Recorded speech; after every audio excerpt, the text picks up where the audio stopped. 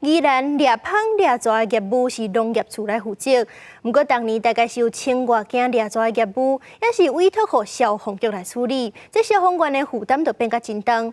县政府是表示，因为要找到24点钟拢有咧太平的厂商是真不简单，所以讲有民间团体就建议，公部门会当先由乡镇小范围做单位，找看敢有人会当委外来减轻消防队的负担。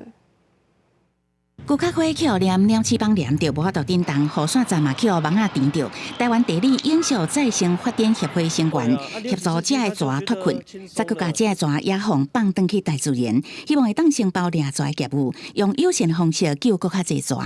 民间单位来进行到民众通报的捕捉到野放是一贯化作业的一个示范，然后刚好也可以培育在地的或者是民间的一些人员跟人才啊。协会建议公部门会当以乡镇做单位，7万家掠蛇业务委外。宜兰县当年差不多1000多件掠蛇勤务，目前虽然是农业处负责，不过以每年400万的补助委托消防局处理。因为县政府认为掠蛇有时间性，宜兰县无法度找到24点钟太平的厂商处理。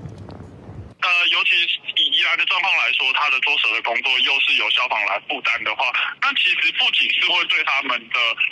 职业安全上面造成一些风险，那甚至对他们的业务负担来说也会加重。掠蛇业务对基层消防员来讲负担不加大，民间单位认为，若是掠蛇业务会当先7万委外，会当降低消防员的负担，也当培育在地掠蛇的人才，降低抓类的伤害。这部分我们会在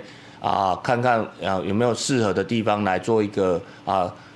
可以示范的方式哈，这个我们也会再跟相关的单位来做相关的研议。县政府表示，蛇入侵民家，民众大部分希望及时排除。若是民间有适合的厂商，也是有相关单位，会当24小时太平出勤掠蛇，会找适合的区域，研究示范委外掠蛇。